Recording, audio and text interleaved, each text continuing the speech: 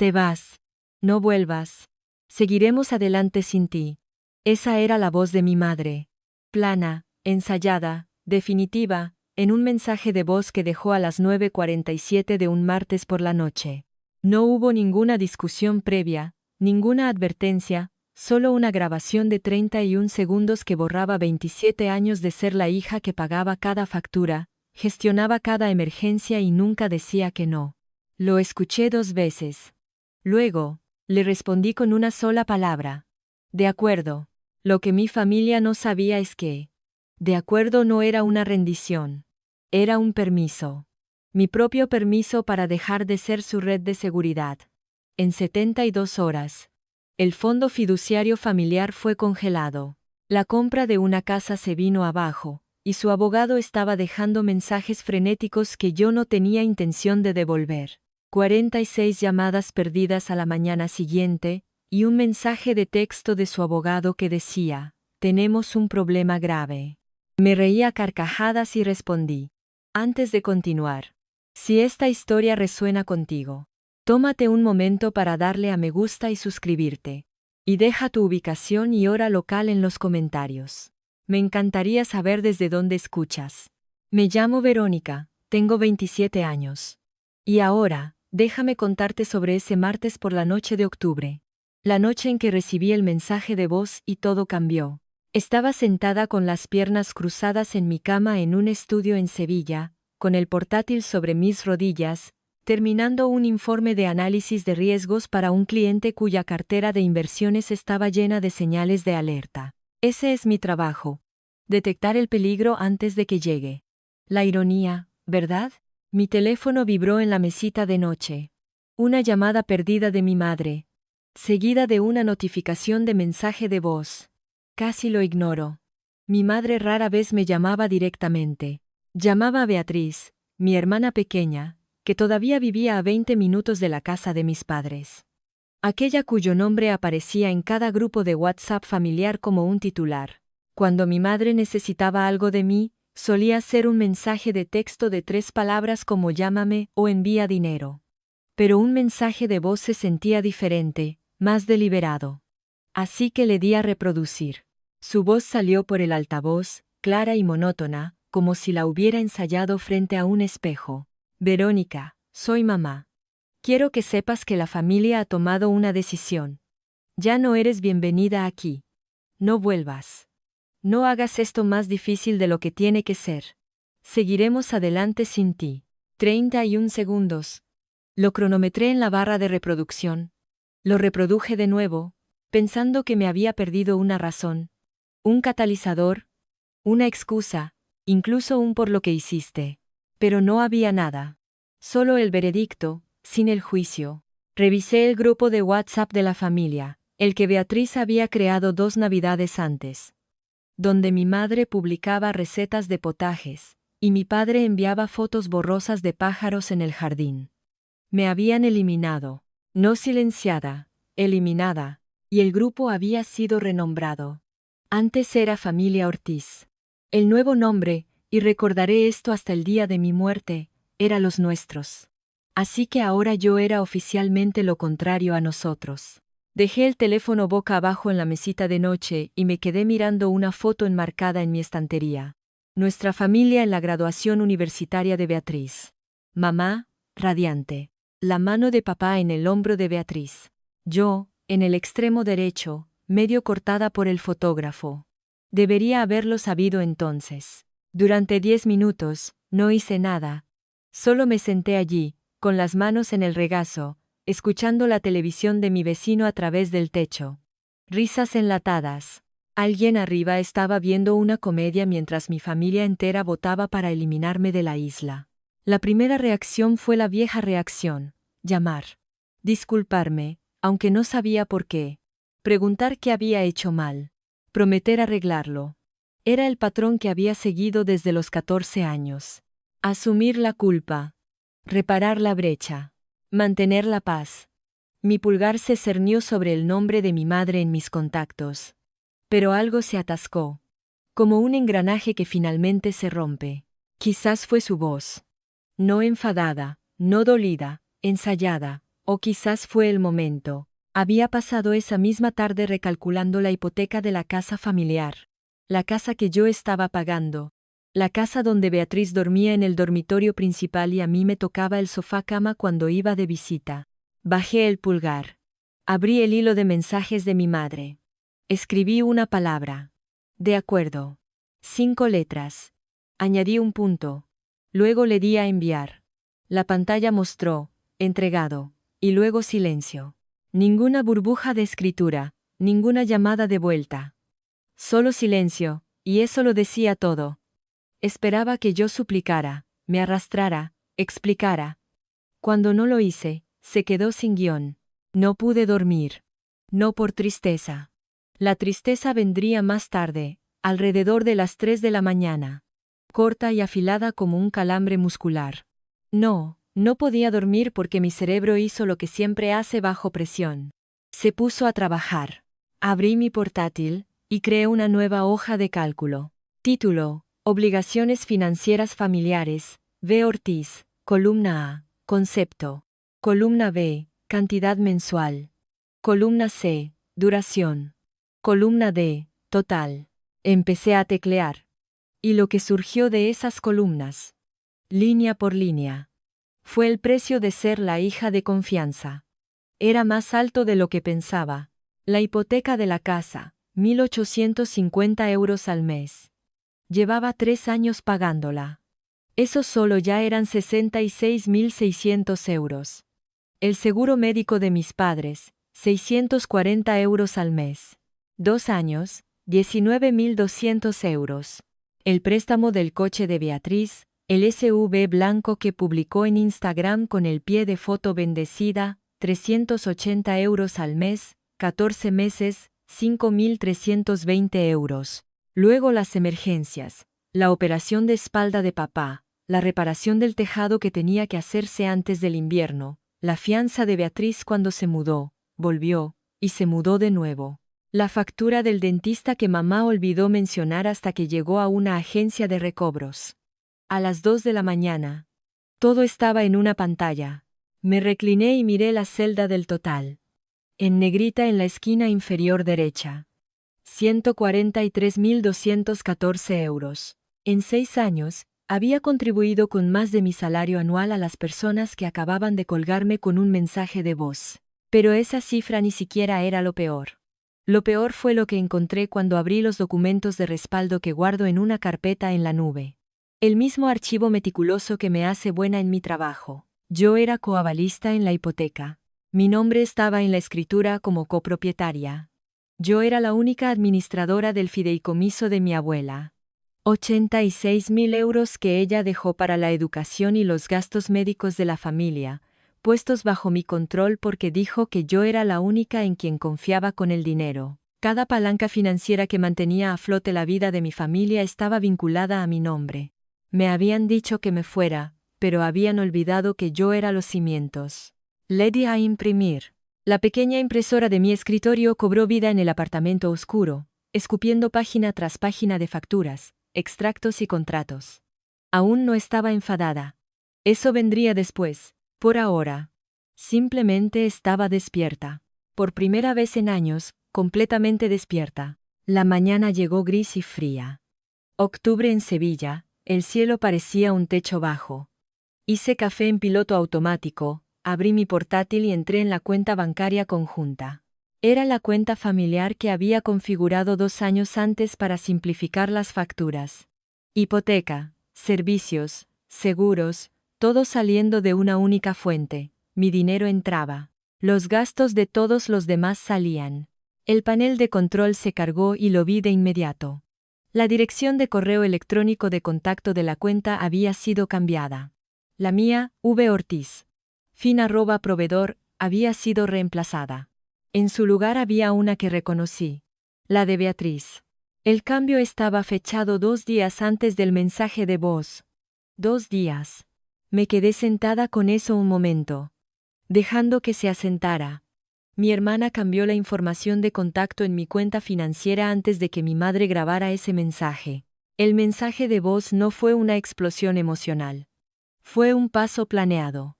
Seguí buscando. En mi bandeja de entrada, enterrado bajo correos de trabajo, encontré una notificación reenviada de la notaría que gestionaba la compra de la casa.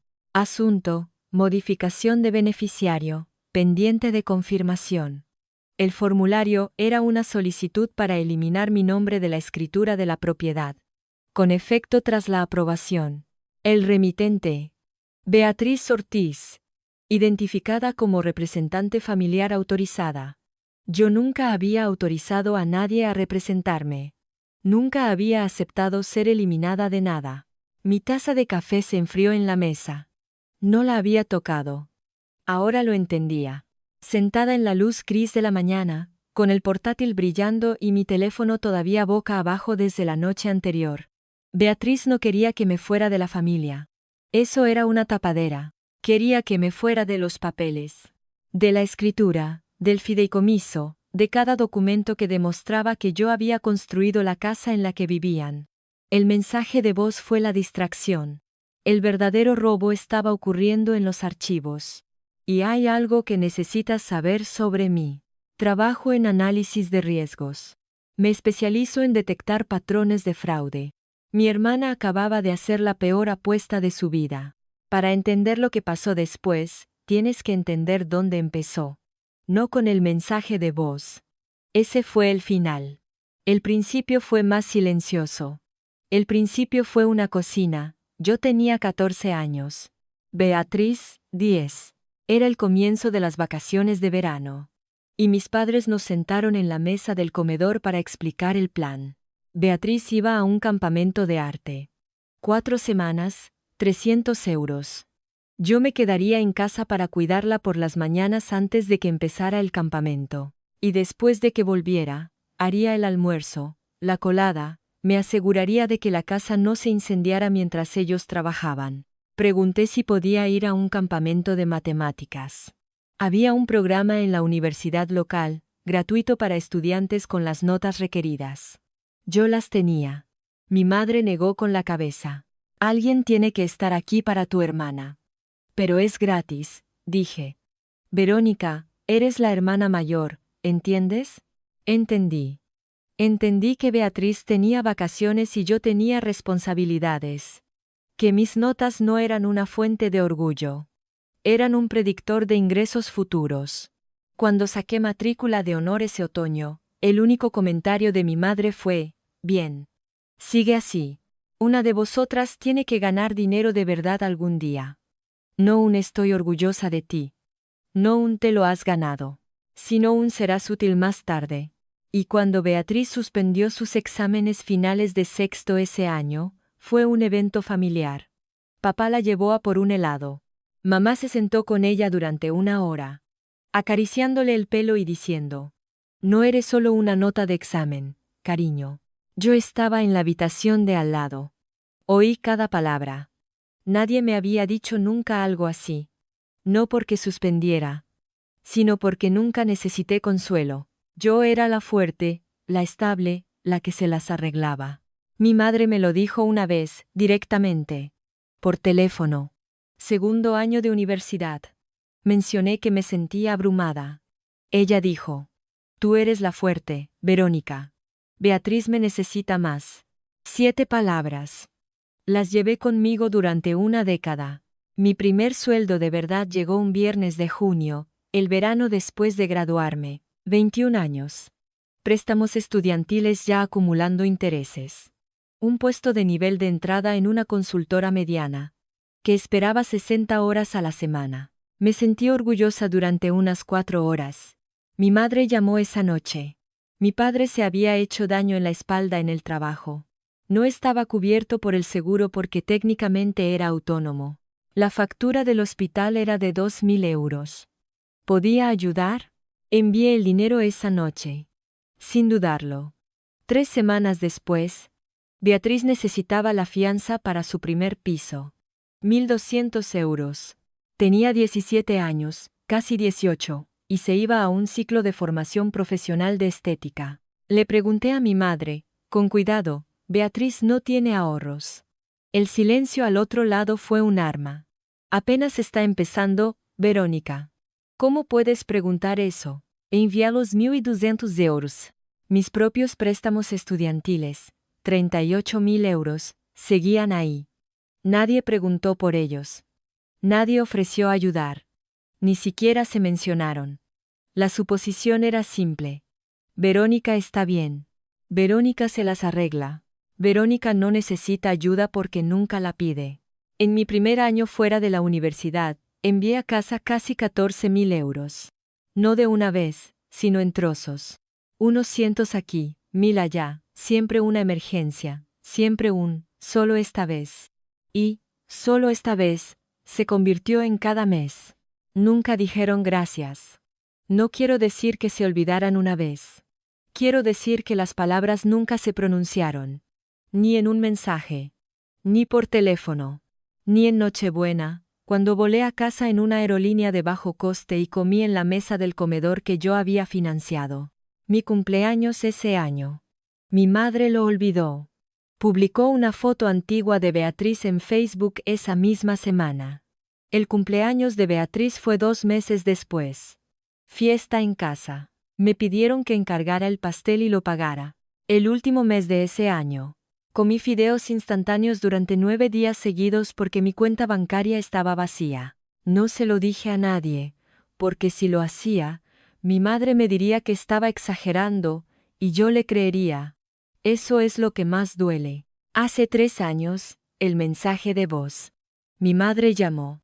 Lo llamó una oportunidad familiar. Ella y papá querían comprar un chalet de 3 dormitorios en las afueras, un barrio más tranquilo, mejores colegios cerca, para cuando haya nietos. Lo presentó como un sueño que estaban logrando. La realidad era más simple. Su crédito estaba destrozado. Las deudas médicas de papá. Un pago de coche que se saltaron años atrás. Una factura de una empresa de recobros que mamá ignoró hasta que hubo una sentencia judicial. Ningún prestamista los tocaría. Así que mi madre dijo, Verónica, solo necesitas ser avalista. Tu crédito es perfecto. La casa estará a nuestro nombre, pero el tuyo estará en la hipoteca y en la escritura. Es la casa familiar, algún día será para las dos. Dije que sí. No consulté a un abogado. No pedí un acuerdo por escrito más allá de los papeles de la hipoteca. Porque la voz en mi cabeza, la que ella había instalado, decía, la familia no necesita contratos. Si pides un contrato, no confías en nosotros. Y si no confías en nosotros, no eres familia. Así que fui coavalista de la hipoteca, copropietaria en la escritura aunque mi madre figuraba como propietaria principal. Y a partir de ese mes, el pago de 1.850 euros salió de mi cuenta como un reloj. Beatriz se mudó de inmediato. Cogió el dormitorio más grande, lo decoró, puso fotos en las paredes. Se instaló. Cuando iba de visita, lo que no era a menudo porque estaba haciendo horas extras para pagar la casa, dormía en el sofá cama del salón. Estaba pagando una casa en la que dormía en el sofá. Unos 6 meses antes del mensaje de voz. Oí algo por casualidad en una llamada familiar. La voz de mi madre de fondo, hablando con Beatriz. No sabía que yo seguía en la línea. Dijo, cuando refinanciemos, podremos sacar algo de capital. No te preocupes por Verónica. Yo me encargo de ella. Encargarme de ella. Como si fuera un elemento en una lista, un problema. No di nada. Me dije a mí misma que lo había oído mal, pero me temblaban las manos al colgar el teléfono, y la hoja de cálculo en la que estaba trabajando se volvió borrosa. Mi abuela, la madre de mi madre, murió hace 4 años. Cáncer de pulmón, rápido y cruel. Pasaron 11 semanas desde el diagnóstico hasta el funeral. Pero estuvo lúcida hasta el final. 2 meses antes de morir, actualizó su testamento. 86.000 euros reservados para los gastos educativos y médicos de la familia. Y nombró a una administradora. A mí. No a mi madre. No a Beatriz. A mí. Recuerdo al abogado leyendo el testamento y el rostro de mi madre volviéndose rígido. No lo discutió. No entonces. No delante del abogado. Pero más tarde, en el coche, dijo, tu abuela no entendía cómo funcionan las cosas. Ese dinero debería ser gestionado por la familia, juntos. Yo soy la matriarca. No respondí. El fideicomiso permaneció inactivo durante 3 años. Entonces llegó Beatriz. Quería 15.000 euros para una aventura empresarial. Una tienda de reventa online, que había visto a alguien hacer en redes sociales. Sin plan de negocio, sin proyecciones, solo una corazonada y un enlace a un mayorista. Dije que no. No para hacerle daño, sino porque los términos del fideicomiso eran específicos. Educación, medicina. No capital inicial para una idea sin estructura. Beatriz lloró. Por supuesto. Llamó a mamá. Mamá me llamó. Tu abuela habría querido ayudar a Beatriz.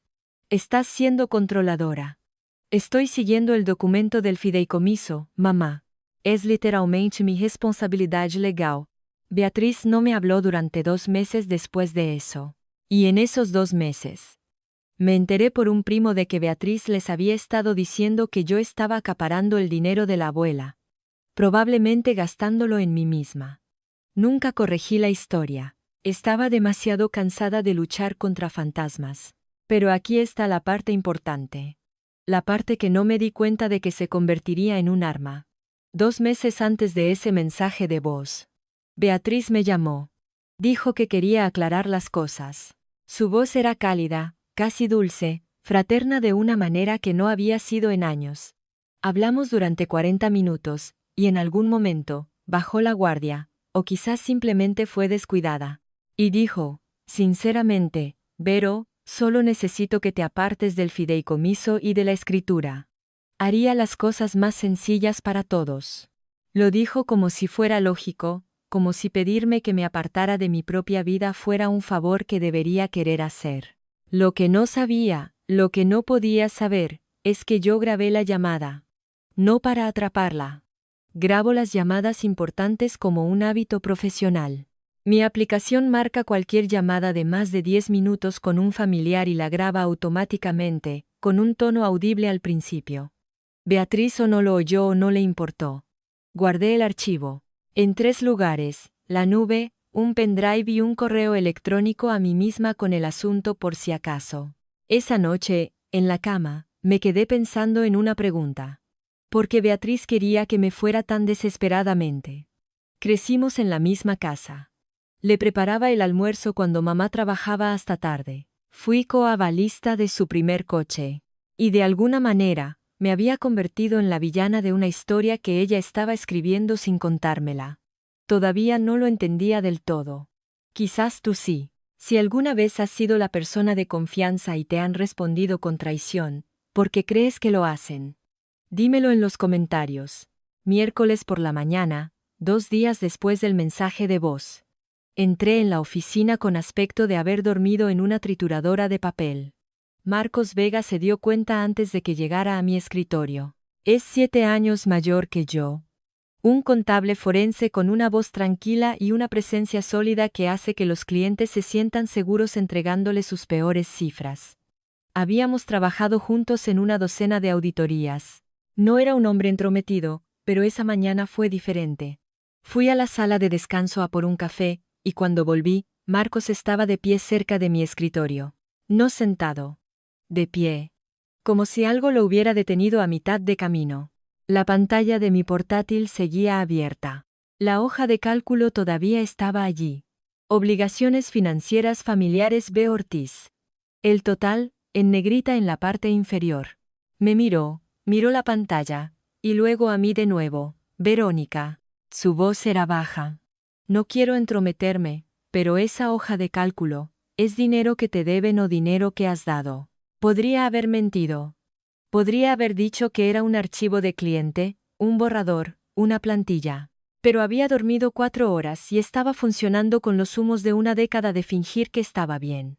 Y la forma en que Marcos lo preguntó directamente, sin juicio, sin florituras rompió mi silencio. Se lo conté. No todo, solo el esquema. El mensaje de voz, la eliminación del grupo de WhatsApp, la casa, el fideicomiso, los números. Marcos no reaccionó como la mayoría de la gente. No jadeó ni sacudió la cabeza ni dijo eso es horrible. Se quedó en silencio. Y cuando Marcos se queda en silencio, significa que está calculando. Pasaron 10 segundos. Luego dijo algo que reorganizó todo en mi cabeza. Verónica, yo he estado ahí. Diferentes detalles. Misma estructura. Mi padre hizo algo parecido cuando yo tenía 29. Y lo que desearía que alguien me hubiera dicho antes es esto. No necesitas devolverles la llamada. Necesitas llamar a un abogado. Escribió un nombre en un post-it y lo deslizó por mi escritorio. Jimena Álvarez. Abogada de fideicomisos e inmobiliaria. Un número de teléfono de Sevilla. Miré el post-it. Luego a Marcos. Es buena. Me salvó la casa. Guardé el post-it en mi bolso. Permaneció allí durante exactamente 7 horas, el tiempo que me llevó encontrar lo siguiente. Esa noche, me senté con todos los documentos que tenía y los revisé como revisaría un archivo de cliente, línea por línea, buscando inconsistencias. Volví a abrir el correo electrónico de la notaría. El de la solicitud para eliminar mi nombre de la escritura. Lo había visto esa mañana, pero no había mirado de cerca el archivo adjunto. Lo abrí ahora. El formulario era estándar, una solicitud de modificación de beneficiario. En la parte inferior, había 2 líneas de firma. Una para Dolores Ortiz, propietaria principal. Una para Verónica Ortiz, copropietaria. Ambas líneas estaban firmadas. Hice zoom en mi firma y se me revolvió el estómago. Estaba cerca. Alguien había estudiado mi letra. La inclinación era correcta. El tamaño era correcto. Incluso el pequeño bucle que hago en la N de Verónica estaba allí. Pero la O de Ortiz estaba mal. Hago mi O mayúscula con un bucle abierto. Un hábito de años de firmar documentos financieros rápidamente. Esta estaba cerrada, sellada. Un pequeño detalle, del tipo que solo yo notaría, pero lo noté. Alguien había falsificado mi firma para eliminarme de la escritura de una propiedad por la que había pagado más de 66.000 euros. Comprobé los detalles de la presentación en el formulario. Presentado electrónicamente por Beatriz Ortiz. Representante familiar autorizada. La fecha de presentación. 3 días antes del mensaje de voz. 3 días. Me recliné en mi silla y dejé que la cronología se desarrollara. Primero, Beatriz presenta documentos falsificados para eliminarme de la escritura. Luego, cambia la dirección de correo electrónico de contacto en la cuenta conjunta. Y solo entonces, mamá envía el mensaje de voz. No se trataba de una familia rompiéndose en el fragor del momento. Era una secuencia. Un plan. Paso 1, paso 2, paso 3. Primero borra la de los registros. Luego corta la de la familia para que no vea los papeles mientras la empujan por la puerta. Mi hermana no me había traicionado sin más. Había ejecutado un plan. Y en mi línea de trabajo, un plan como ese deja un rastro de papel. Llamé a Jimena Álvarez a la mañana siguiente. Su asistente me pasó con ella en menos de 3 minutos después de que mencionara las frases. Firma falsificada y modificación de título pendiente. El despacho de Jimena estaba en un edificio de piedra rehabilitado cerca de la Plaza Nueva. Estanterías del suelo al techo. Una mesa de cristal que reflejaba las luces del techo. Una silla tan sólida que parecía diseñada para mantener a los clientes con los pies en la tierra. Me ofreció agua. La rechacé.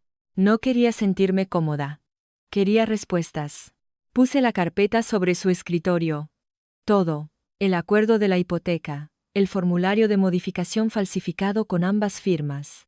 El correo electrónico de la notaría. La hoja de cálculo detallando los 143,0 euros.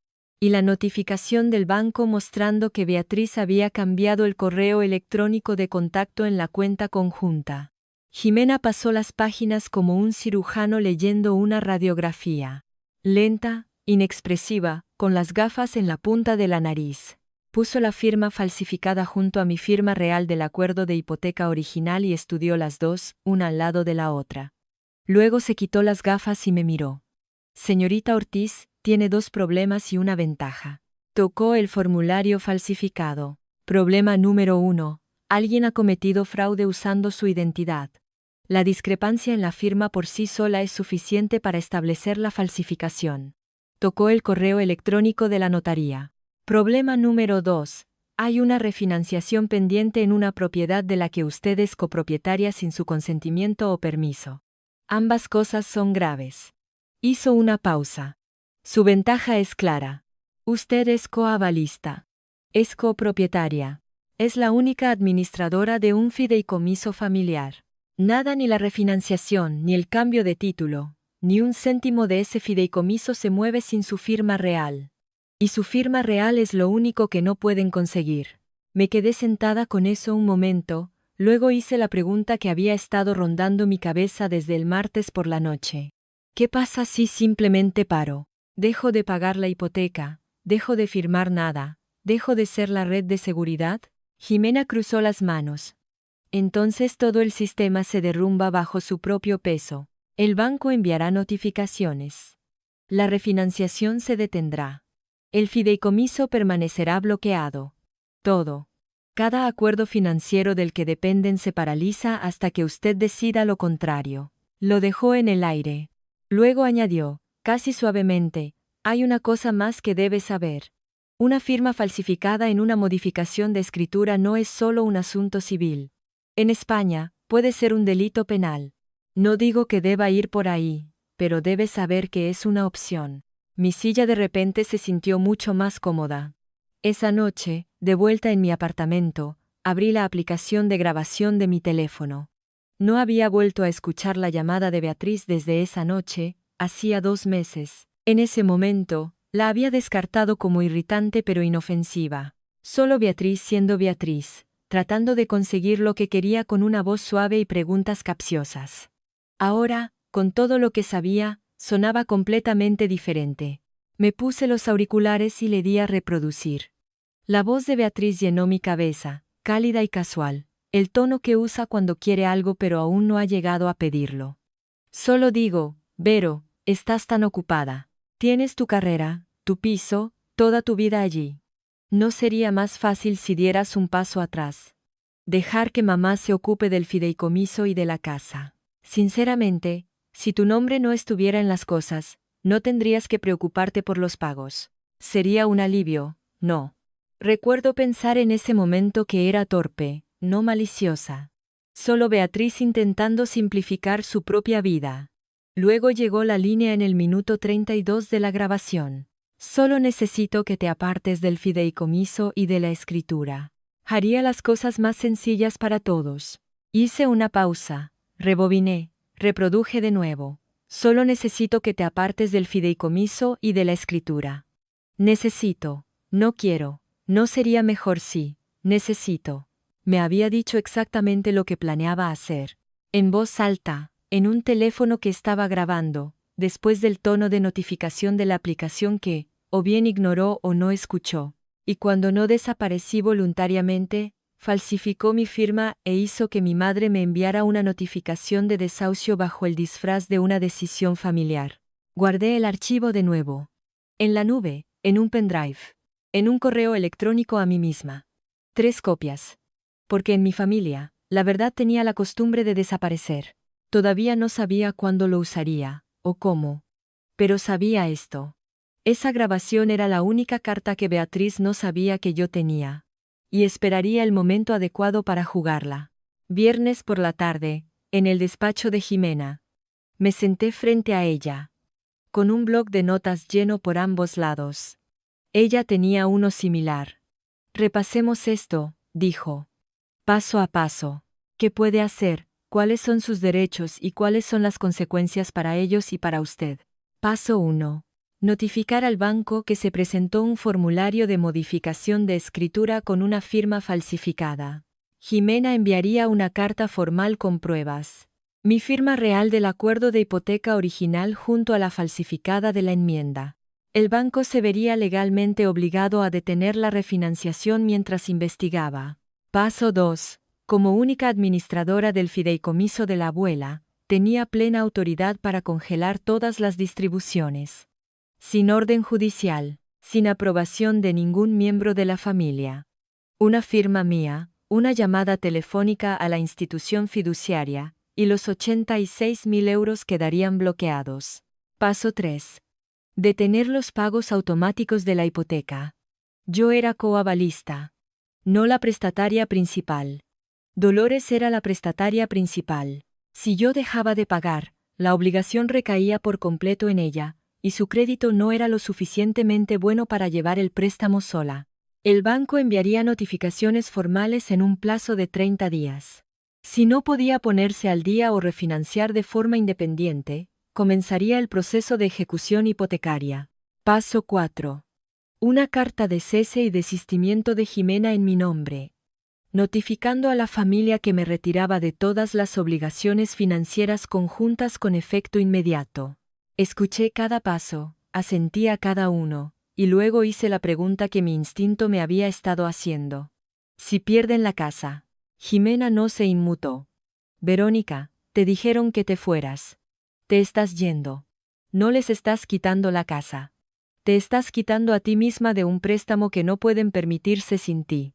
Si eso causa un colapso, la estructura nunca fue sólida para empezar. Cogí el bolígrafo y firmé la autorización. El bolígrafo se sintió más pesado de lo habitual. No porque dudara de la decisión, sino porque sabía que una vez que la tinta estuviera seca, no había vuelta atrás. No habría un arreglo rápido, ni una llamada telefónica a altas horas de la noche que lo hiciera desaparecer. Este era el sonido de un puente que no estaba quemando. Simplemente estaba dejando de ser el puente. Lunes por la mañana, conduje hasta el banco que gestionaba el fideicomiso de mi abuela durante mi hora de almuerzo. La sucursal estaba tranquila. Un par de clientes en las ventanillas. Música suave que no reconocí.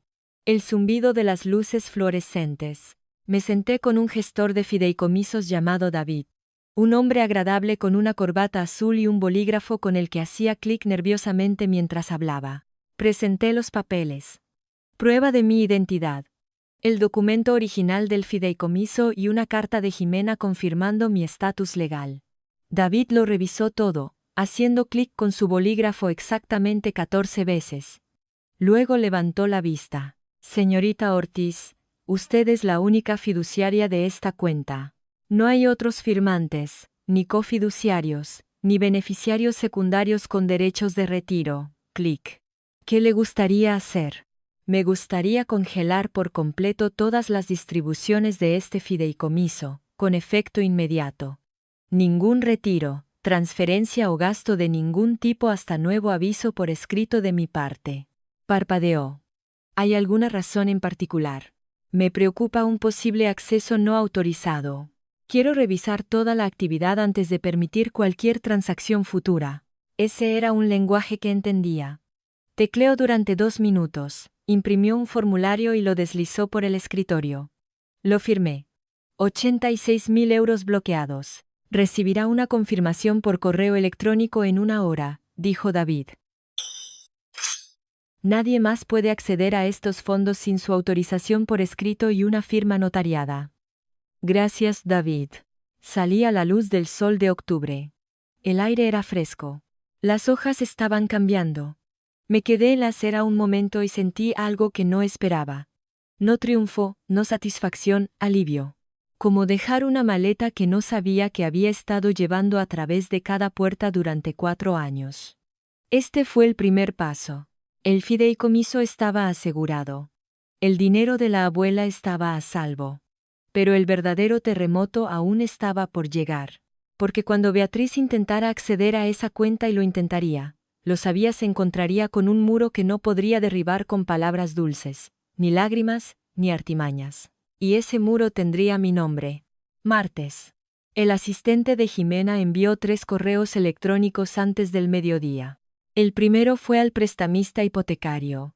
Una notificación formal de fraude de firma en el formulario de modificación de escritura, con imágenes comparativas de mi firma real y la falsificada, y una declaración jurada mía afirmando que nunca autoricé el cambio. La carta de Jimena exigía una detención inmediata de todas las transacciones pendientes relacionadas con la propiedad hasta que el banco completara una revisión interna. El segundo correo fue al mismo prestamista, notificándoles que yo, como coavalista, estaba rescindiendo mi autorización de pago automático con efecto a partir del siguiente ciclo de facturación. La carta citaba mi derecho legal a cesar voluntariamente los pagos de un préstamo en el que el prestatario principal, Dolores Ortiz, había realizado modificaciones no autorizadas sin mi consentimiento. El tercero fue directamente a la familia Ortiz a través de la dirección de correo electrónico que Dolores tenía registrada, como una carta formal de cese y desistimiento. Declaraba en un lenguaje legal claro que Verónica Ortiz se retiraba de todas las obligaciones financieras conjuntas, no realizaría más pagos a la hipoteca, seguros o cualquier otro gasto compartido, y que todas las comunicaciones futuras debían dirigirse a la abogada Jimena Álvarez. 3 correos electrónicos, 12 archivos adjuntos, 3 clics de enviar. A las 4 de la tarde de ese día, el prestamista hipotecario respondió: la refinanciación, congelada, pendiente de investigación de fraude. La modificación de la escritura, marcada. No se procesarían cambios en la titularidad de la propiedad hasta nuevo aviso. Me senté en mi coche en el aparcamiento después del trabajo. Motor apagado, manos en el volante. Me temblaban, no de miedo, de la extraña y vertiginosa sensación de hacer algo irreversible. En las próximas 48 a 72 horas, las cartas llegarían. Mamá descubriría que el pago de la hipoteca no se había realizado, que la refinanciación estaba muerta, que el fideicomiso estaba bloqueado, que la notificación de cancelación del seguro llegaría en 30 días. Cada red de seguridad que yo había construido debajo de ellos, cada hilo invisible de dinero, firmas y confianza se había ido. No cortado, simplemente soltado, de la manera en que sueltas una cuerda cuando la persona al otro lado te dice que ya no te necesita. Giré la llave, salí del aparcamiento, conduje a casa a través del tráfico de Sevilla con la ventanilla bajada, el aire frío llenando el coche, y esperé a que sonara el teléfono. No tardaría mucho. Tardó exactamente 51 horas. Jueves por la mañana. Estaba en mi escritorio, revisando el informe de riesgos de un cliente, cuando mi teléfono empezó a vibrar. No la vibración corta de un mensaje, sino la vibración larga y sostenida de una llamada, luego otra, luego otra. No miré de inmediato. Terminé mi párrafo, guardé el archivo, luego le di la vuelta al teléfono. 19 llamadas perdidas de mamá, 8 de papá, 14 de Beatriz, 5 de un número desconocido, 46 en total. Los mensajes de texto se apilaban como ladrillos. Mamá, Verónica, llámame ahora. Mamá, esto no es un juego. Mamá, algo pasa con el banco y tienes que arreglarlo. Beatriz, Vero, ¿qué has hecho? Beatriz, la refinanciación está congelada. Dicen que tu abogada envió algo. Beatriz, llámame ahora mismo. Papá, cariño, por favor, llama. Mamá está muy alterada. Papá, necesitamos hablar de la casa. Y luego, el correo electrónico, el que me hizo dejar la taza de café y leerlo 2 veces, de ese número desconocido. Asunto profesional. Gregorio Prieto, abogado. Representando a Dolores Ortiz. Estimada señora Ortiz, represento a su madre, la señora Dolores Ortiz, en relación con la propiedad residencial en la dirección indicada. Se nos ha informado de que se han iniciado ciertas acciones financieras que afectan directamente a los intereses de mi cliente. Nos gustaría concertar una conversación inmediata para discutir una resolución. Por favor, responda a la mayor brevedad posible. Y al final, casi como una ocurrencia tardía, tenemos un problema grave. Lo leí de nuevo. Luego me recliné en mi silla y me eché a reír. No una risa amarga. No una risa de villana. Solo la risa de sorpresa, involuntaria, de una mujer que había pasado 6 años contestando cada llamada al primer tono, y acababa de ver 46 ir al buzón de voz. 46 llamadas. El número se repetía en mi cabeza porque recuerdo haber pensado: eso es aproximadamente una por cada 3.000 euros que les di. Es curioso cómo te superaremos rápidamente. Se convierte en llama ahora mismo. Cogí mi teléfono, abrí el correo de Gregorio Prieto y se lo reenvié a Jimena. Luego escribí una sola línea en el cuerpo del reenvío: programa la reunión. Beatriz no esperó a la reunión. Nunca fue paciente. Los mensajes de texto empezaron a llegar el jueves por la tarde, uno tras otro, con el espacio justo entre ellos para saber que estaba caminando de un lado a otro mientras escribía. Vero, no sé qué le has dicho al banco, pero tienes que deshacerlo. Mamá está teniendo un ataque de pánico. 12 minutos después. Esto no es por ti y por mí, vale. Esto es por la familia. Estás poniendo a papá y a mamá en una posición terrible. 20 minutos después de eso. Nunca quise que esto llegara tan lejos. Lo sabes. Solo estábamos enfadadas. La gente dice cosas cuando está enfadada. Y el golpe de gracia. El que debió pensar que era su carta de triunfo. Verónica, estás siendo increíblemente egoísta. Me senté en la encimera de mi cocina y leí cada mensaje. No porque necesitara entenderlos. Los entendía perfectamente. Los leí porque quería memorizar el patrón una última vez antes de dejar de interactuar con él para siempre. El primero, la desviación. Centrémonos en lo que tú hiciste, no en lo que hice yo. El segundo, invocar a la familia como escudo. Usa a nuestros padres como un arma para provocar mi culpa. El tercero, la minimización. Reescribe el mensaje de voz como un error momentáneo. Borra la firma falsificada, el correo electrónico cambiado, el plan de 3 pasos. El cuarto, la etiqueta. Egoísta, la palabra de la que sabía que llevaba huyendo desde los 14 años. 4 mensajes. Ni una sola disculpa. Ninguna mención al mensaje de voz, a la firma falsificada, a la modificación de la escritura que había presentado a mi nombre sin mi consentimiento. La misma Beatriz, el mismo guión. Solo que ahora las apuestas eran más altas, así que el tono era más agudo. Respondí con un solo mensaje. Dile a tu abogado que contacte con el mío. Y adjunté la tarjeta de contacto de Jimena. 30 segundos de silencio. Luego aparecieron los 3 puntos grises. Desaparecieron. Reaparecieron. ¿Hablas en serio? Cerré la aplicación. Dejé el teléfono boca abajo sobre la mesa y luego llegó el último mensaje de Beatriz. Lo vi en la barra de notificaciones antes de desactivarlas. Vale, pero no me culpes por lo que pase después. Casi sonreí ante eso. No me culpes por lo que pase después. Era lo más honesto que Beatriz había dicho en años. Estaba planeando su próximo movimiento y quería una coartada por adelantado. La diferencia ahora era que yo también estaba planeando, y mi plan estaba documentado. Viernes por la noche. Estaba haciendo la cena. Pasta. Nada especial. Algo para mantener mis manos ocupadas. El teléfono sonó. El número de mi padre. Contesté, porque las 2 últimas veces que mi padre había llamado 2 veces en una semana, había sido desde urgencias. La hija responsable responde a la llamada responsable. Pero no era él. Verónica María Ortiz. La voz de mi madre. Mi nombre completo. El tono que usaba cuando quería que te sintieras como si tuvieras 11 años de nuevo. No sé qué te ha pasado, pero estás destrozando a esta familia. Tu padre no ha dormido en 3 días. El banco nos envió una carta sobre la hipoteca. La compañía de seguros dice que nuestra cobertura va a caducar. Y ahora Beatriz me dice que te escondes detrás de un abogado como si fuéramos extraños. Bajé el fuego. Mamá, me enviaste un mensaje de voz diciéndome que no volviera. Estoy haciendo lo que me pediste.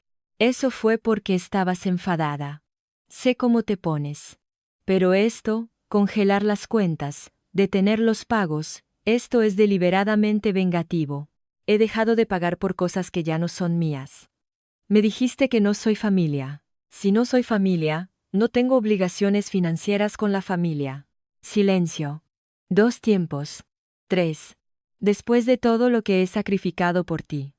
Después de los años que puse en criarte. Así es como me pagas.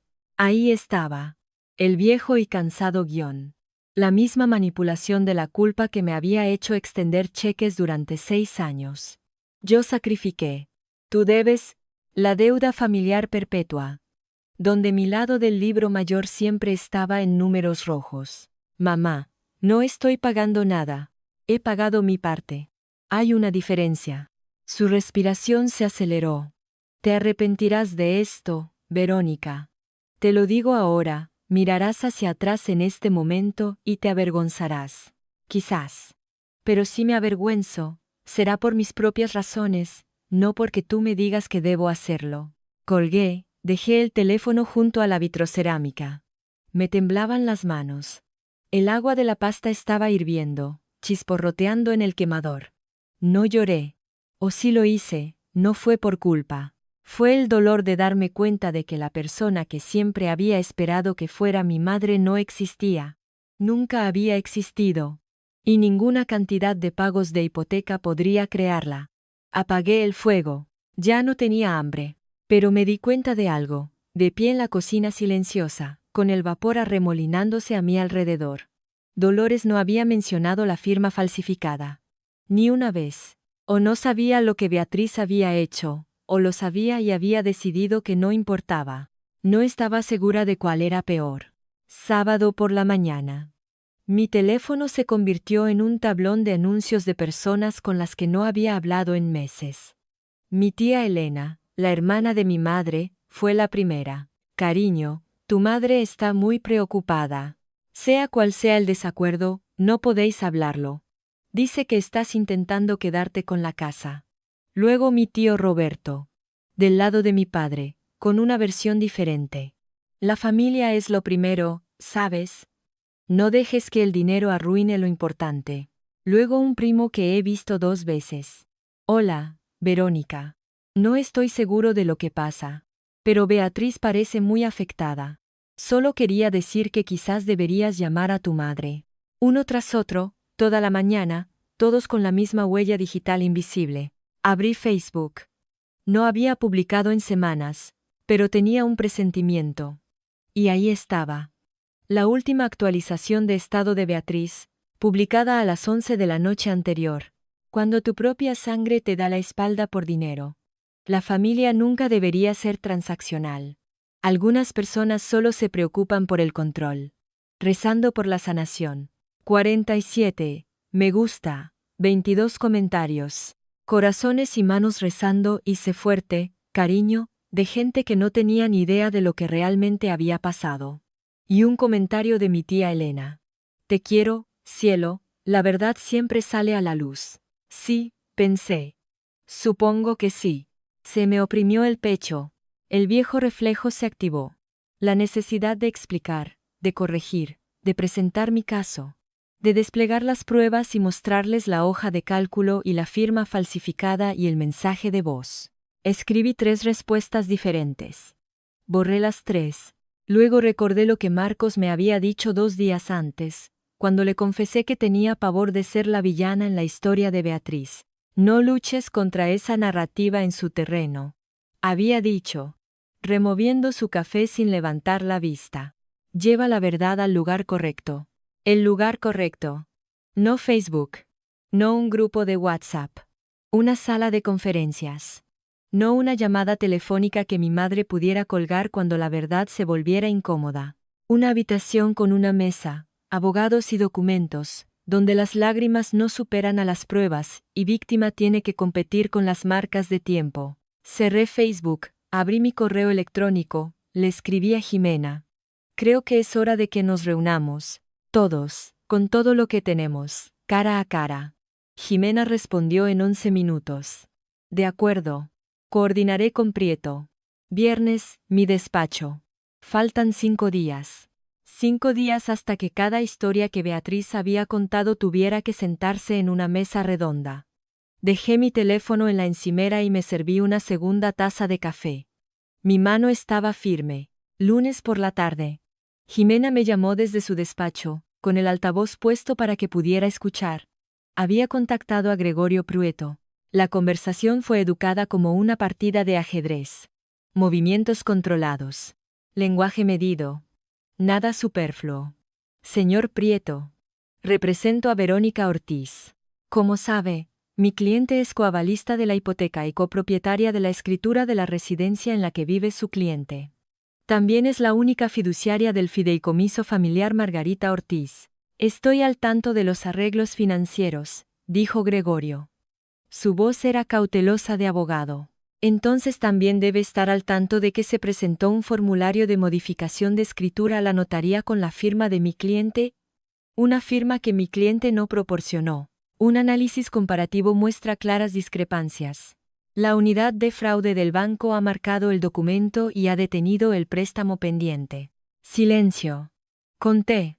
1, 2, 3, 4, 5, 6, 7, 8. 8 segundos de silencio de un hombre que cobra 400 euros la hora. Gregorio dijo lentamente. Está sugiriendo que mi cliente presentó un documento fraudulento. Estoy declarando que un documento con una firma que mi cliente no hizo fue presentado en su nombre. La notaría y el prestamista han sido notificados. La investigación del banco se está llevando a cabo independientemente de nuestro despacho. Más silencio. Luego la voz de Gregorio, notablemente más tensa. Necesito hablar con mi cliente sobre esto. Le sugiero que lo haga pronto, señor Prieto, antes de que lo haga la unidad de fraude del banco por usted. La llamada terminó con una confirmación de la reunión del viernes. Jimena colgó y se volvió hacia mí. La pausa de Prieto lo dijo todo. No sabía lo de la firma falsificada. Cruzó las manos sobre su escritorio. Lo que significa que o su madre no se lo dijo a su abogado, o su madre no lo sabía. Si Dolores no lo sabía, dije, entonces Beatriz hizo esto sola, sin decírselo a nadie. Se lo dijo a una persona. Dije. A mí. En una llamada grabada. Los ojos de Jimena se entrecerraron. No con duda. Casi con satisfacción. El viernes va a ser interesante. Miércoles por la noche. Estaba limpiando después de la cena, platos en el fregadero, el agua corriendo, cuando sonó el teléfono. Papá. Esta vez, era realmente él. Verónica. Era la voz más pequeña que le había oído nunca. Sin enfado, sin esa autoridad ensayada que a veces tomaba prestada de mamá. Solo cansancio. El tipo de cansancio que llega hasta los huesos. Hola, papá. El abogado. Nuestro abogado llamó hoy. Dijo que había un problema con los papeles de la casa. Algo sobre una firma que no coincidía. Hizo una pausa. Dejé que el silencio se alargara. El agua seguía corriendo en el fregadero. Dijo que alguien podría haber firmado tu nombre en un formulario. Sí, tú, sabías eso. Otra pausa. Podía oír su respiración. ¿Sabías quién lo hizo? Deberías preguntarle a Beatriz. La respiración se detuvo. Beatriz. El formulario se presentó a su nombre, papá. Representante familiar autorizada. Lo presentó 3 días antes de que mamá me enviara ese mensaje de voz. Silencio. Lo suficientemente largo como para que comprobara si la llamada se había cortado. Seguía ahí. El contador de segundos seguía avanzando. ¿Estás segura? Tengo el registro de la presentación. Tu abogado tiene la comparación de firmas. El banco lo ha marcado para investigación de fraude.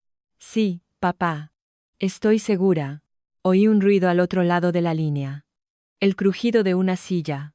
Como si se hubiera sentado de golpe. O quizás eran sus rodillas. Voy a hablar con tu madre sobre esto. Y ahí estaba. La frase que había dicho 100 veces en mi vida. Voy a hablar con tu madre. La eterna evasión. El hombre que nunca tuvo una opinión propia antes de consultar a Dolores. Papá, no estoy llamando para pedir permiso. No te estoy pidiendo que lo arregles. Me hiciste una pregunta, y la respondí. Si la familia quiere arreglar esto, será el viernes. En el despacho de Jimena, con todos los papeles. Hice una pausa. Te quiero, papá, pero he terminado de hablar a través de muros. Colgué. El agua del fregadero se había enfriado. Me sequé las manos y me quedé en la cocina durante mucho tiempo. Lo que me golpeó no fue la rabia. Fue una tristeza más profunda. El sonido de mi padre dándose cuenta a los 59 años de que la hija equivocada había estado diciendo la verdad todo el tiempo, y que había pasado décadas eligiendo no verificarlo. Jueves. El asistente de Jimena envió la invitación formal al despacho de Gregorio Prieto. Reunión, sala de conferencias de Jimena, viernes a las 2 p.m. Asistentes, Verónica Ortiz, Dolores Ortiz, Ramón Ortiz, Beatriz Ortiz, Jimena Álvarez, Gregorio Prieto. Jimena y yo repasamos las reglas de enfrentamiento. Si iba a sentarme frente a mi familia entera por primera vez desde el mensaje de voz, necesitaba disciplina, no emoción. Disciplina. Regla número 1. No gritar. Si alguien levantaba la voz, la reunión se aplazaría inmediatamente. Esta era una discusión profesional, no una pelea en la mesa del comedor. Regla número 2. Las afirmaciones requieren documentación. Cualquiera podía decir cualquier cosa, pero si querían que se tomara en serio, necesitaban papeles que lo respaldaran. Regla número 3. Yo presentaría mi caso primero, la cronología, las pruebas, y haría mis preguntas después. Gregorio aceptó los 3 términos en 1 hora. No se opuso a ninguno, lo que me dijo algo importante. Sus clientes me necesitaban más de lo que yo los necesitaba a ellos. Necesitaban mi firma, mis pagos, mi cooperación. Sin eso, se enfrentaban a una refinanciación congelada, un seguro caducado, un fideicomiso bloqueado y una hipoteca que no podían permitirse solos. Preparé mi carpeta como preparo un dossier de cliente. Organizada, etiquetada e implacablemente eficiente. Sección 1. La hoja de cálculo. 143.000 euros.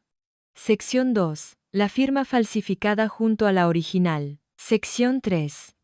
La cadena de correos electrónicos mostrando los cambios no autorizados de Beatriz en la cuenta conjunta. Sección 4. La cronología. Modificación de la escritura. Cambio de correo electrónico. Mensaje de voz. Eliminación del grupo de WhatsApp. Todo fechado, documentado y escondido dentro de la contraportada. En un pequeño sobre, un pendrive, con la grabación. Todavía no había decidido si la usaría, dependería de lo que pasara en la sala. De si Beatriz decía la verdad, o si hacía lo que siempre hacía. Esa noche, Marcos me envió un mensaje. ¿Lista para mañana? Respondí. La carpeta está lista. La mano está firme. Respondió, no les debes una explicación, te la deben a ti, ve a buscarla. Puse la alarma a las 6. Preparé mi ropa. Bebí una manzanilla. ¡Qué odio! Porque alguien me dijo una vez que era relajante. No lo era. Pero la carpeta en mi mesita de noche sí. Viernes, 2 p.m. La sala de conferencias de Jimena Álvarez en el 3er piso de su edificio de piedra. Paredes de cristal, una larga mesa de nogal, 6 sillas de cuero y una jarra de agua que nadie tocaría. Llegué 10 minutos antes, puse mi carpeta sobre la mesa, la alineé perfectamente.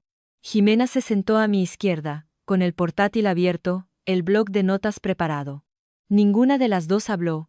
La habitación olía a tóner de impresora, y a un leve toque de limón de lo que fuera que usara el equipo de limpieza. A la 1:58, la puerta se abrió. Mi madre entró primero. Llevaba una blusa azul marino. La barbilla ligeramente levantada. El bolso apretado contra su costado como un escudo. Me miró una vez, no a la cara, a mi carpeta, y luego se sentó en la silla más alejada sin decir una palabra. Mi padre la siguió. Polo gris, las manos en los bolsillos. Me miró de reojo y algo cruzó su rostro. No era exactamente culpa, ni vergüenza. Un revoltijo de emociones sin nombre. Se sentó junto a mi madre y cruzó los brazos sobre la mesa. Y luego Beatriz. Entró la última, lo cual fue deliberado. Llevaba un cardigan rosa pálido sobre una blusa blanca. Tenía los ojos enrojecidos, como si se los hubiera estado frotando. O quizás eran lágrimas. O quizás no. Su labio inferior temblaba ligeramente. Un movimiento que había perfeccionado en la escuela primaria. Acercó su silla a la de mi madre, y buscó su mano bajo la mesa. La actuación era impecable. Si no supieras la historia, pensarías que ella era la víctima en la sala. Gregorio Prieto entró detrás de ella. Con un traje gris. Le estrechó la mano firmemente a Jimena. Me dio un breve asentimiento. Se sentó a la cabeza de la mesa. Equidistante. Técnicamente neutral pero funcionalmente inútil. Jimena comenzó. Gracias a todos por venir. El propósito de esta reunión es abordar los problemas financieros y legales que han surgido en las últimas semanas. La señorita Ortiz presentará su caso primero, según lo acordado por ambos abogados. No será interrumpida. Abrí mi carpeta, levanté la vista, y, por primera vez, miré a mi madre a los ojos desde que un mensaje de voz intentó borrarme de la familia. Voy a empezar con un número, dije. Deslicé la hoja de cálculo por el centro de la mesa. 5 copias. Una para cada uno, una para el registro. 143.214 euros. Dejé que el número flotara en el aire. Nadie se movió. Esa es la cantidad que he contribuido a esta familia en los últimos 6 años. 66.600 euros en pagos de hipoteca. 200 euros en seguros médicos para mis padres. 5.320 euros en el préstamo del coche de Beatriz. Emergencias, operaciones, reparaciones de tejados, fianzas, facturas dentales y demás. Cada pago está documentado. Fecha, cantidad, cuenta de origen, todo en esta página. Los ojos de mi madre se deslizaron por la página. La vi seguir las líneas como se lee un informe médico que no se esperaba.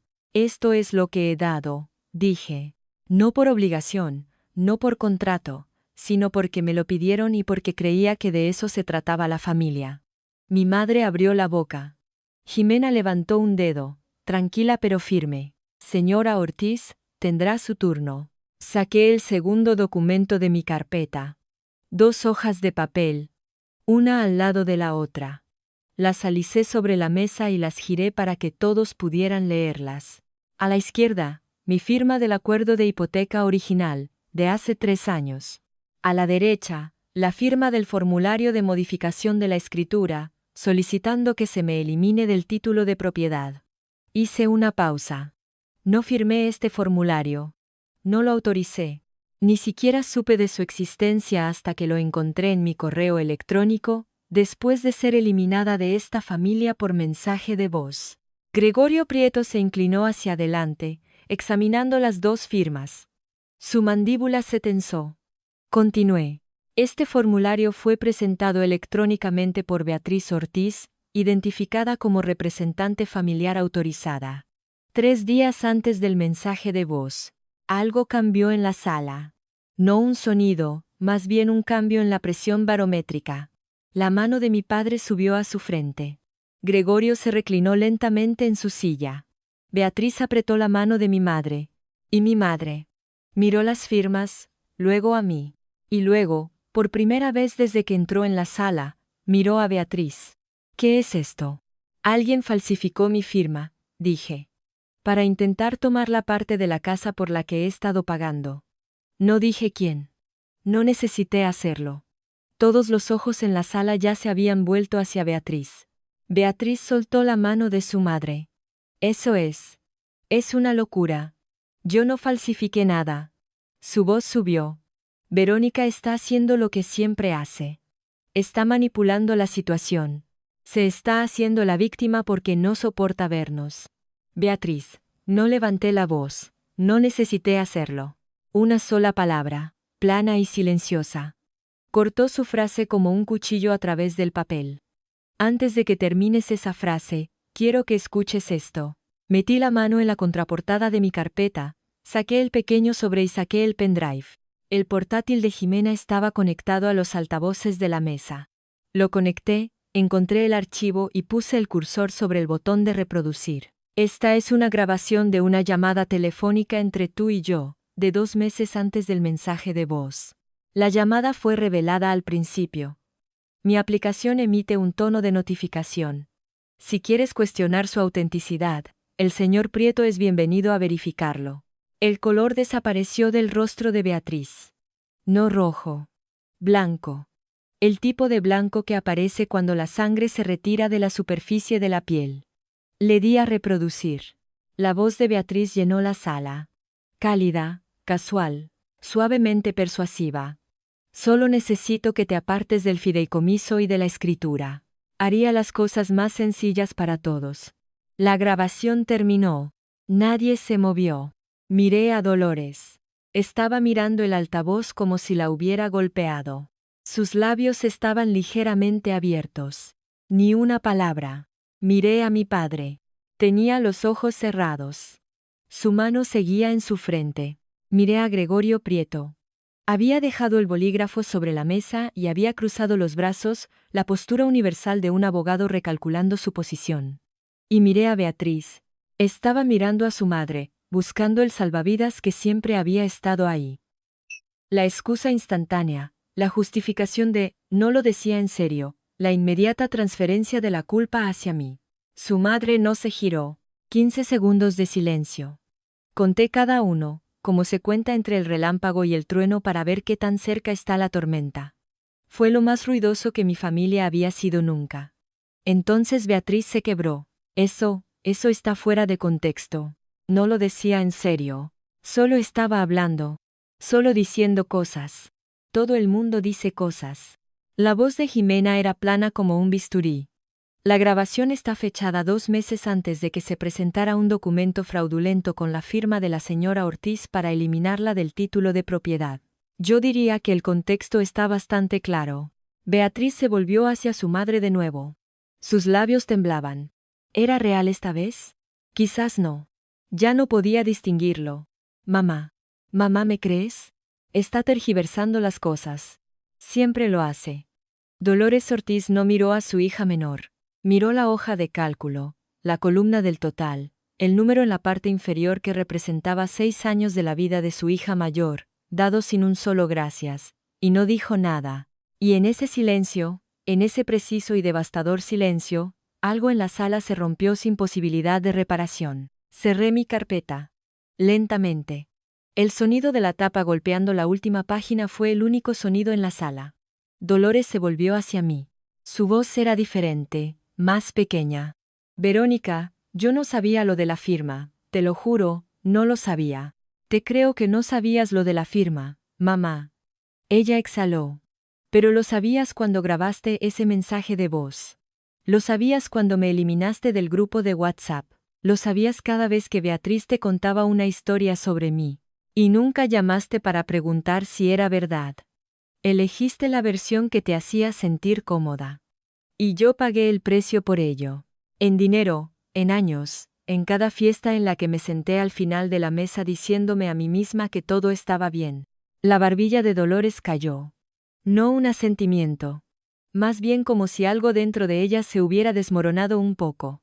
Me levanté. Esto es lo que va a pasar ahora.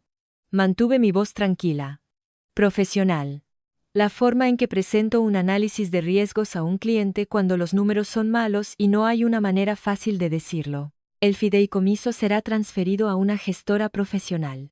Renunciaré como administradora, pero se harán cumplir los términos que mi abuela estableció. Educación y medicina solamente. Sin excepciones. Miré por encima de la mesa. Me retiraré como coavalista de la hipoteca. Tenéis 60 días para encontrar una financiación alternativa o tomar una decisión sobre la propiedad. No haré más pagos. Miré a Gregorio Prieto. En cuanto a la firma falsificada, no presentaré cargos penales esta vez. Pero cada documento, cada grabación, cada comunicación ha sido archivada, y está en posesión de mi abogada. Miré a Beatriz. Estaba mirando fijamente la mesa. Su cardigan rosa parecía apretarla. La actuación de los ojos rojos finalmente se había derrumbado en algo real, o al menos más cercano a ello. Beatriz, no te odio, pero no confío en ti, y no necesito hacerlo. Cogí mi carpeta. Le di un asentimiento a Jimena y caminé hacia la puerta. La voz de mi padre era un susurro roto. Verónica. Me detuve, con la mano en el pomo. No me di la vuelta. 60 días, papá. Usadlos bien. La puerta se cerró suavemente detrás de mí. El sonido de mis tacones en el pasillo era constante, uniforme, ni siquiera apresurado. No miré hacia atrás, no por rabia, sino porque no quedaba nada que no hubiera dicho ya. Más tarde, caminando hacia mi coche, me pregunté si debería haberlo manejado de otra manera. Más suavemente, darles más tiempo, intentar una llamada más antes de retirarme por completo. Una parte de mí todavía quería creer que una conversación podría haber arreglado esto. Pero cada conversación durante 6 años había terminado de la misma manera. Conmigo disculpándome por la mentira de otra persona. ¿Les habrías dado otra oportunidad? ¿O habrías salido de esa habitación como yo lo hice? Dímelo. Realmente quiero saberlo. 72 horas después de la reunión, la gravedad hizo lo que siempre hace. La casa. Sin mí como avalista, la refinanciación de la familia estaba permanentemente cancelada. El banco envió una notificación formal. Dolores Ortiz tenía 90 días para reanudar los pagos completos de la hipoteca por su cuenta, encontrar un nuevo avalista con crédito suficiente, o enfrentarse al inicio del proceso de ejecución hipotecaria. Su crédito no era suficiente para llevar el préstamo sola, ni de lejos. El fideicomiso fue transferido a una firma de gestión de patrimonios con licencia en Sevilla en la semana siguiente a la reunión. Cada céntimo fue contabilizado. Cada retiro ahora estaba sujeto a una revisión de terceros basada en los términos originales de mi abuela. Beatriz no podía abrirse paso con encanto, ni con lágrimas, ni con nada. El seguro. Mis notificaciones de cancelación entraron en vigor en 30 días. El seguro médico de mis padres caducó un miércoles. El jueves, Dolores estaba al teléfono con la compañía de seguros, descubriendo por primera vez lo que costaba sin que otra persona lo subsidiara. Casi el doble de lo que yo había estado pagando. El abogado Gregorio Prieto se retiró formalmente de representar a la familia Ortiz, 10 días después de la reunión. Su carta a Dolores citaba conflictos fácticos irreconciliables. Que era una forma legal y pulcra de decir que tu hija cometió fraude y tú no me lo dijiste. Ahora no tenían abogado. Y la narrativa, la que Beatriz había construido tan cuidadosamente en Facebook, empezó a desmoronarse. Mi tía Elena llamó a mi madre después de la reunión e hizo preguntas directas. Un primo del lado de mi padre me envió un mensaje directo. Dijo: oí que había papeles falsificados. ¿Es verdad? No respondí. No necesité hacerlo. La verdad estaba haciendo su propio trabajo. Nada de esto fue venganza. Quiero dejar eso claro. No orquesté este colapso. Me retiré de una estructura que solo se mantenía en pie porque yo la sostenía. Cuando la solté, hizo lo que cualquier estructura sin soporte hace. Se derrumbó, no porque la empujara, sino porque nunca fue construida para sostenerse por sí misma. 3 semanas después de la reunión, un domingo por la tarde, estaba leyendo en mi sofá, un libro de verdad, sin pantalla, cuando mi padre llamó. Su voz era más fina de lo habitual, como la de alguien que ha estado despierto demasiadas noches. Verónica. Quería llamar para disculparme. Sé que debería haberlo hecho antes. Debería haber preguntado cuándo tu madre envió ese mensaje. Debería haber mirado los papeles yo mismo en lugar de confiar en que otros se habían encargado. Esperé, porque con mi padre, la disculpa siempre venía con una segunda parte. Pero cariño, ¿podrías darnos un poco más de tiempo en la casa? Tu madre está buscando opciones, pero 90 días no es mucho. Si pudieras extender el acuerdo de avalista solo unos meses más hasta que encontremos una solución, lo interrumpí. He oído la disculpa, papá. Y la aprecio, de verdad, pero también he oído la petición. No llamaste por remordimiento. Llamaste porque necesitas mi firma otra vez. Silencio, luego, en voz baja, ambas cosas, Verónica, ambas. Puede ser. Pero la respuesta es la misma. El plazo de 60 días que ofrecí en la reunión se mantiene. Nada ha cambiado. Tu madre tiene miedo de perder la casa. Entonces debería hablar con un asesor financiero. No conmigo. Más silencio. Luego, lo que más le dolió. No una palabra, sino su suspiro. Largo y pesado. El suspiro de un hombre que sabe que le está pidiendo a la hija equivocada que arregle el problema causado por la otra, pero que no tiene el valor de decirlo. Entiendo, dijo finalmente. Sí, papá. Te quiero. Eso no ha cambiado. Pero el amor no significa que tenga que prenderme fuego para manteneros calientes. Ya no. Colgó sin decir adiós. Solo un clic y luego silencio. El mismo silencio abrupto que había sido su respuesta a cada pregunta difícil durante toda mi vida. Dejé el libro. Miré al techo. Se había disculpado y había pedido en la misma frase. Y lo peor era que creo que lo decía en serio, ambas cosas. Simplemente no entendía que una cancelaba a la otra, o quizás sí. Y eso era lo más triste de todo. 3 meses después. Las hojas han caído. La primera helada ha venido y se ha ido. Sevilla es Sevilla en enero. Fría, gris, pero viva. Estoy en una cafetería cerca de mi oficina un sábado por la mañana, con el portátil abierto pero inactivo, viendo pasar a la gente por la ventana. Un sábado normal. Nada especial. Y ese es el punto. La normalidad, por primera vez. Se siente como un lujo. Los 1.850 euros al mes de la hipoteca ahora van a mi cuenta de ahorros. Tengo un fondo de emergencia por primera vez en mi vida. Estoy pagando mis préstamos estudiantiles antes de lo previsto.